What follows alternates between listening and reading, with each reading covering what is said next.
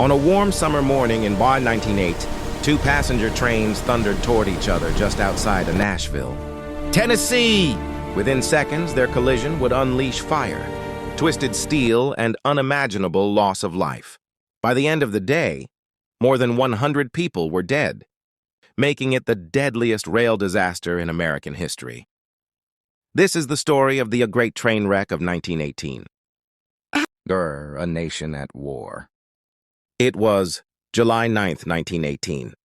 The United States was deeply involved in World War I, and railroads were the backbone of the nation, moving soldiers, workers, supplies, and families across the country. On this day, two Louisville and Nashville railroad trains were scheduled to run on the same line. Train number 1 was heading south from Memphis to Nashville. The train number 4 was heading north from Nashville toward Memphis. Both were packed with passengers, soldiers on leave, families traveling for summer visits, and railroad workers heading to new assignments.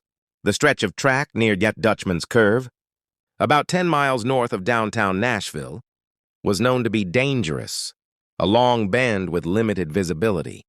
And on that morning, a deadly mistake was already in motion. The fatal error. Railroad traffic in 1918 depended heavily on telegraph orders and human communication. A dispatcher had issued instructions that train number 1 must wait on a sidetrack at a small station, called Deadliest to allow train number 4 to pass safely. But through confusion, miscommunication, or misread orders, train number 1 did not stay put. Instead, it pulled back onto the main line. At the same time, train number 4 was racing northward, running on schedule and at full speed. Neither engineer knew the other train was directly ahead. Two massive steam locomotives, two lines of wooden passenger cars, and one narrow, curving track.